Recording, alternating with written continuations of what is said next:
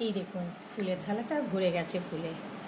বেশ কয়েকটা চন্দন জবা ফুটেছে, আর একটা বড় সাইজের লাল জবা, কয়েকটা বেলি ফুল, নয়নতারা, সাদা সাদা টগরই বলে বোধহয়, আর এখানে একটা থোকা টগর একটাই ফুটেছে। খুব একটা ফুল ফোটে না, অনেক দিন পর পর একটা করে ফোটে। আর একটাই লক্ষ্মী জবা, অন্যদিন লক্ষ্মী জবা অনেকগুলো ফোটে, কিন্তু আজকে একটাই ফুটেছে। আর কয়েকটা তুলসী পাতা তুলে নিয়েছি।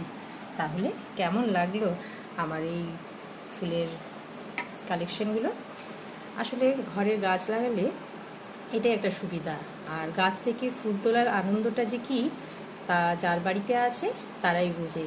তাই প্রত্যেককে বলবো, বাড়িতে যাদের জায়গা আছে ফুল গাছ লাগান, তাতে মনও ভালো থাকে আর পুজো করেও অনেক শান্তি।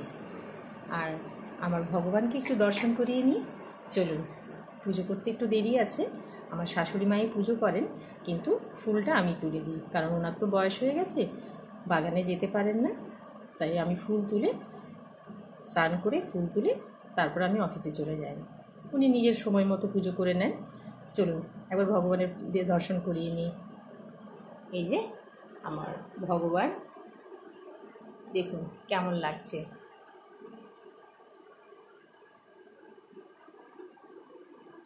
আর উপরে রয়েছেন সবার উপরে বড় মা।